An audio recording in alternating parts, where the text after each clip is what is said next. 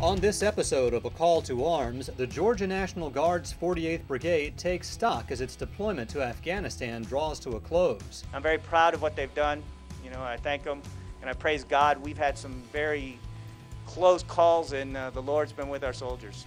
We help soldiers and spouses connect on opposite sides of the globe. So we can buy a brand new purse at JCPenney's on sale, but we can't hit the 2 pence. Come on, Cole. We gotta get some game. I love you. A fresh group of Savannah soldiers heads out to the war zone. Rock in the barn. We're proud of you guys. And we say farewell to 14 heroes who paid the ultimate price in Afghanistan. Those families will be a part of this battalion forever, and their sons will be immortalized here. A Call to Arms starts right now. Hello, and thanks for joining us for this 7th and final episode of A Call to Arms, our special series on local Georgia National Guard soldiers serving in Afghanistan. I'm your host, Michael Jordan, joining you today from Hunter Army Airfield. You know, the Guard's mission during their year-long deployment in Afghanistan has been to train the Afghan National Security Forces, the police and the soldiers, so they can take our place when it's time for American soldiers to come home. Earlier this week, I spoke with the brigade's commander, Colonel Lee Durham, about how the mission has progressed in the year that our soldiers have been on the ground. Speaking via satellite from his headquarters at Camp Phoenix in Kabul, Colonel Durham expressed satisfaction with the way the Afghans are reacting to the guidance his soldiers have provided. All operations are done joint. We live with them, we fight with them, we train with them, we conduct activities with them. Initially we were mentoring, now they're stepping up and taking the lead. Georgia Guard soldiers in Afghanistan told me on more than one occasion that the Afghan troops they work with are strong fighters. What the Afghans lack is organizational skills, skills the Georgia Guard members possess in good supply. Good morning. Good morning. How are you? Hi, great, thanks. We got city managers, we got chiefs of police, we got former mayors, so they know how to do a lot of what we're trying to impart onto the Afghan. So, yeah, I think our soldiers are uniquely qualified. As winter gives way to spring thaw, hundreds of Georgia Guard soldiers are just weeks away from being reunited with their families back home in Savannah. Now the challenge is to stay focused, because the enemy is still deadly and he's not going anywhere. We work very hard on doing anti-complacency training and making sure that they remain focused. So we want to make sure that they're still doing all of the things that have kept them safe and always focused whenever they leave till the last minute that they fly out of here. Some of these soldiers will even make it home in time to march in Savannah's St. Patrick's Day Parade. Even as the Guardsmen prepare to return home, more local troops are on their way to Afghanistan. These soldiers now have about a 16-hour flight ahead of them. Then they'll trade the warm winters of southern Georgia for the snowy landscapes of Afghanistan. A Call to Arms continues right after this. Welcome back to A Call to Arms. You know, it seems like our local soldiers are always on the move. And just as the Georgia National Guard troops wrap up their deployment to Afghanistan, other local soldiers are just beginning theirs. Let's take a look now at the soldiers of Hunter Army Airfield's Combat Aviation Brigade as they begin their year-long deployment to the war zone. Brigade, present, all! Every time the Combat Aviation Brigade goes on deployment, its unit flag, or colors, is gently wrapped up or cased for the trip overseas. This was done in a special ceremony at Hunter Army Airfield on November 4th. The brigade colors embody our history, our lineage, our tradition. They're living. They live with us in all that we do. They represent all of our soldiers, 3,000 strong. It's significant for us. It marks a turning point in our history. It tells all the soldiers that we're going to go to war now, and we got to get on the planes and get this thing done. The 3rd Cab is now the most deployed helicopter brigade in the entire Army, with 3 Iraq deployments under its belt and now this deployment to Afghanistan. It's strange for the unit to be separated from the rest of the 3rd Infantry Division, which is now deployed to Iraq. We would much prefer to be with the 3rd Infantry Division, no doubt, but that's a sign in times of our Army. We're a plug-and-play Army now, and our mission is to go to Afghanistan. That's what we're going to do. We're going to proudly serve and proudly represent the 3rd Infantry Division. When we received the mission change to go from Iraq to Afghanistan, That posed a lot of unique training challenges for us with the altitude in Afghanistan, and it's been a long 12 months here of trying to get everybody trained up to go.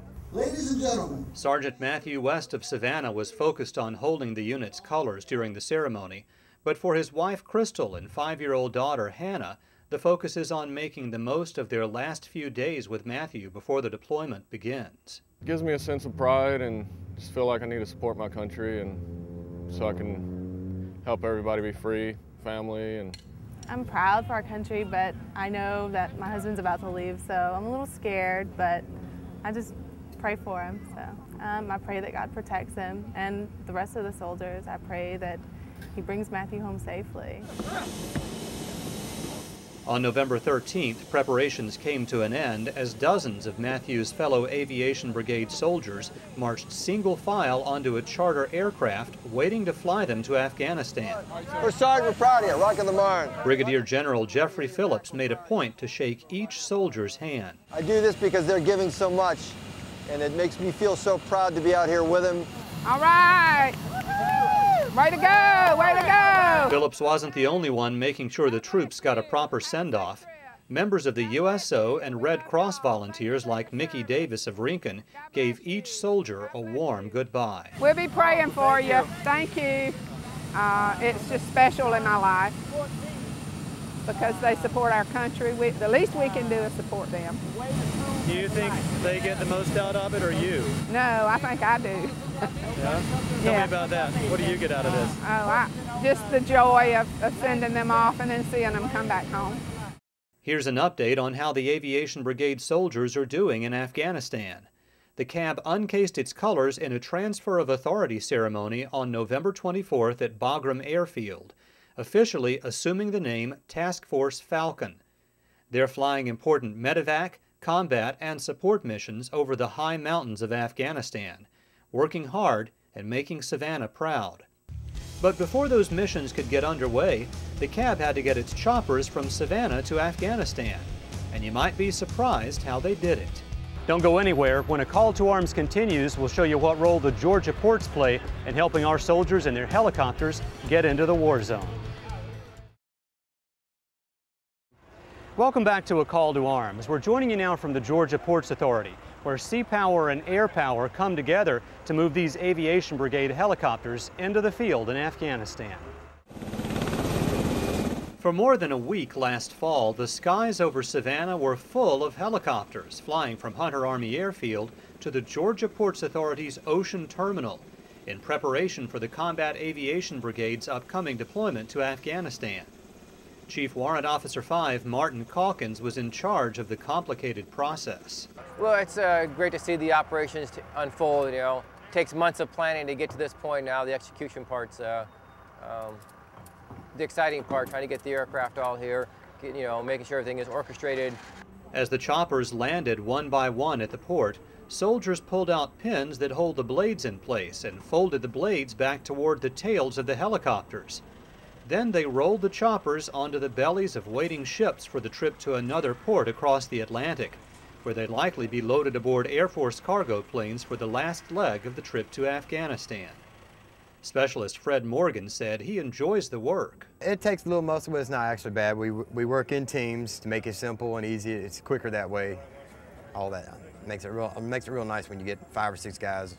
I enjoy it. It's a hard job, but it's a fun activity, especially when I have my new soldiers with me. I get to teach them a little something different, and they get to do a little something different, hands-on. So it all comes together. When we come back, a look at the home front. Find out how spouses lean on each other when their soldiers are deployed to Afghanistan. Right now I need support of people who understand exactly what I'm going through. Plus, a Georgia Guard couple says "I do" on the eve of his departure. A Call to Arms continues right after this. Welcome back to A Call to Arms. You know, our local National Guard soldiers from the armories here in Savannah, Springfield, and Statesboro are just a small part of the much larger 48th Brigade combat team. It includes more than 2,400 soldiers from 27 armories all over Georgia. Earlier in the deployment, I went up the road to Noonan, Georgia, and spent some time with the soldiers and spouses of Bravo Company, 2nd Foot. Carl Miller Park in Noonan transformed into a sea of yellow ribbons, American flags, and camouflage uniforms this afternoon as the focus turned to local National Guard soldiers headed to Afghanistan. Sergeant Devin Shaner is preparing to leave his wife Krista and their 2 sons, ages 6 months and 4 years, for the year-long deployment in the combat zone. It's good to get everybody together, see everybody's families once before we ship out again for our last train up before we deploy. It's a wonderful way to get together and meet the other wives and the other kids, to know who I could talk to when they're gone. All-you-can-eat hot dogs, burgers, hush puppies, and homemade desserts satisfied soldiers' hunger, while the large turnout warmed soldiers' hearts. It's awesome. I mean, you just don't know how it feels when people will pour out their hearts to you and show you that they support you. This has nothing to do with politics. It has nothing to do with personal opinions. It has to do with supporting soldiers. Roughly 100 troops are saying farewell to this Coweta County town, with loved ones and friends left behind.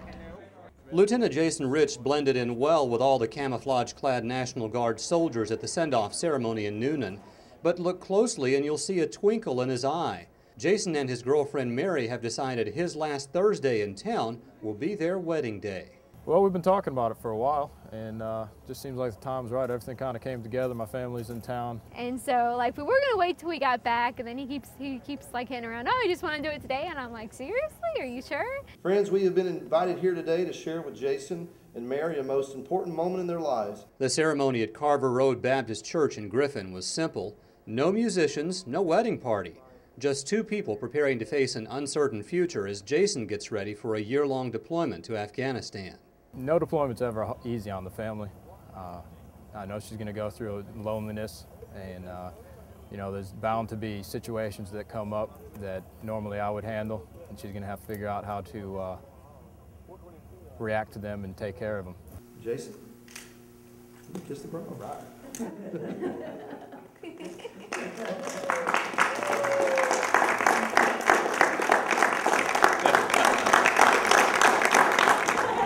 The dozen or so women gathered around 2 tables at the Longhorn Steakhouse in Noonan share a bond stronger than kinship. Their spouses have been called up to serve for a year in Afghanistan. They're our family when our soldiers are gone, that we're all kind of each other has in a way. If you're not going through this, you don't understand. You don't understand why you cry every day, or that empty feeling, or that loneliness. Right now I need support of people who understand exactly what I'm going through. It's been a tough month for the Georgia Guard soldiers who these women love. But tonight, they're getting together to blow off some steam and forget the anxiety, if only for a few hours.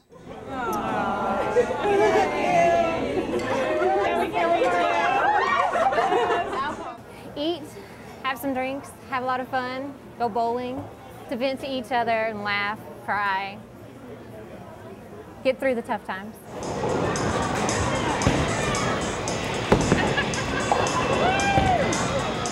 Good job. In just a little while, the cosmic bowling will end, babysitters will have to be paid, and the loneliness will return.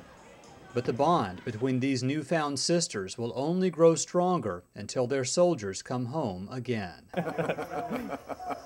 The ladies' husbands in Afghanistan got a real kick out of watching the festivities unfold.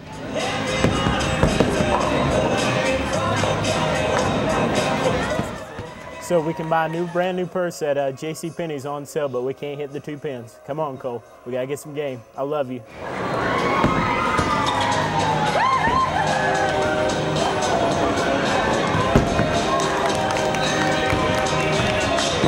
Comparatively, she's doing well, it seems, but it's not the toughest competition.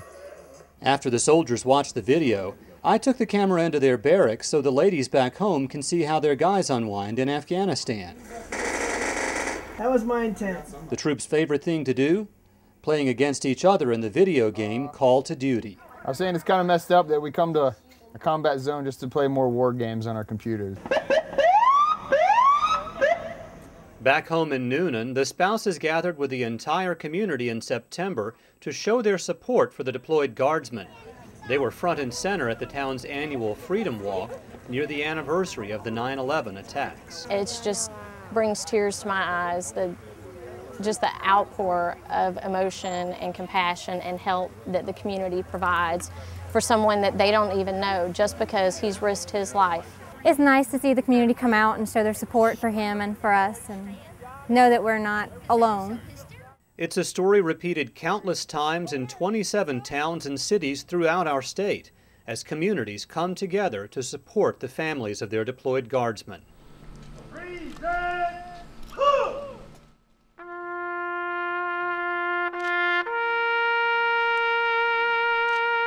Coming up after this, we'll say thank you to 14 servicemen who made the ultimate sacrifice in Afghanistan. A Call to Arms continues in just a moment.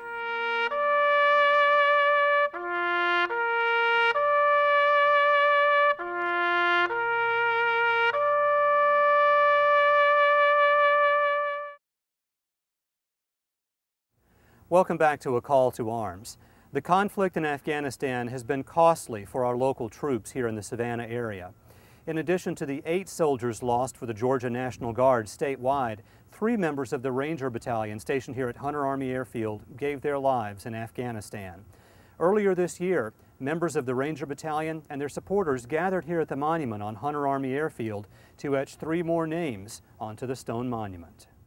29-year-old Staff Sergeant Jason Dahlke and Private First Class Eric William Hario, just 19 years old, both gave their lives in the same battle on August 29th.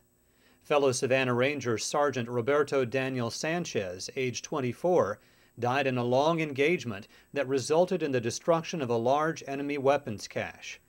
The Rangers' commander, Colonel Brian Menace, spoke movingly about his lost men. I can tell you that there's no greater honor to be here to represent my Rangers and their families as we immortalize 3 great American heroes. These guys are typical of all the 1,000 Rangers that were here today with us. They represent, I think, them and their families, frankly, represent everything that's good about America. You know, it's not hard to come up with words. I think it's hard to stare our families in the face and, you know, tell them you're sorry. You know, tell them how much your son means to you. Means to us, our team. You know, frankly, it's hard to look them in the face and not get emotional, I think, you know. And while we memorialize, we are here to celebrate 8 brave soldiers. At Camp Phoenix in Afghanistan, Georgia National Guard soldiers held their own memorial on January 4th for their 8 fallen brothers. The hardest aspect of any of this is when you lose a loved one, and we've lost 8 loved ones while we were over here, 8 members of our brigade. 8 family members, and it touches all of us. I mean, it's hard, but you know, I just try to remember the good things, and just know that life still has to go on, and I'll just know that a piece of me will always be here in Afghanistan, even though I'll be redeploying back home soon. Captain Tim Tatum was one of the first Georgia National Guard soldiers to arrive in Afghanistan, and already the mission there has caused him a great deal of personal pain. People get killed in Afghanistan every day. Death is all around you. On June 4th, insurgents staged a roadside bomb attack on a U.S. military convoy, claiming the lives of Tatum's boss, Major Kevin Jenrette of Lula, Georgia, near Gainesville, and Specialist Jeffrey Jordan of Rome, both based out of the Armory in Calhoun. A 3rd Georgia Guardsman, Staff Sergeant John Beal, also lost his life. Tatum remembers Major Jenrette as a leader's leader, a man Specialist Jordan begged to follow into battle. Everybody wanted to go to war with Major Jenrette. One of the major reasons that we relented and allowed Jordan to go with him was because we knew he'd be under the leadership of Major Jenrette. And we had the utmost confidence in Major Jenrette's leadership. Like I said, he wouldn't ask anyone to do anything he wasn't willing to do himself. And that was how they died.